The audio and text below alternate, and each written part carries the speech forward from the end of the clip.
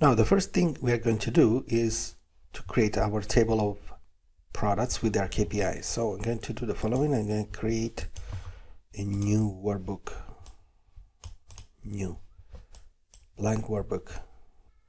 Okay, then I create 3 worksheets. Here I input the value data,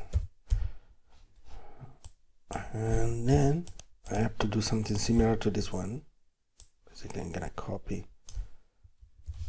this. You can do anyway the same. Paste special the values. Okay, we have this, and then I have product 1, product 2.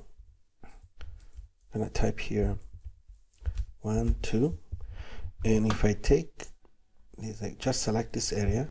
I'm gonna drag this down until 100. You see on the right, I am displayed which product I have. Okay, here we have created this. Okay, because Excel recognizes that I'm dragging here a series of numbers which are sequential, and the same is here for the product name. Okay, then I should copy these values here. I can also create the following as an exercise: random multiplied by 1000. Gonna remove all the decimals. I'm gonna drag this down, and I'm gonna copy the special only the values. Now here I'm going to do the same, multiply by 1000, and for this I'm going to have only 2 decimal separator. And I drag this down. I copy this function now. I paste it also in the target. Okay, and I'm gonna copy, paste the values only. I'm going to do the same here. I'm gonna paste this in these 2 parts.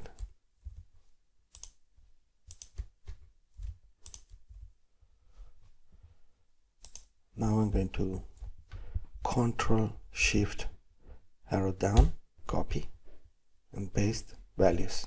I'm going to do the following here. I'm going to select all, Control Shift arrow down, and copy, Control C, paste special values. The same is here. So we create random values just for our exercise. Well, we forgot to do this for the first column.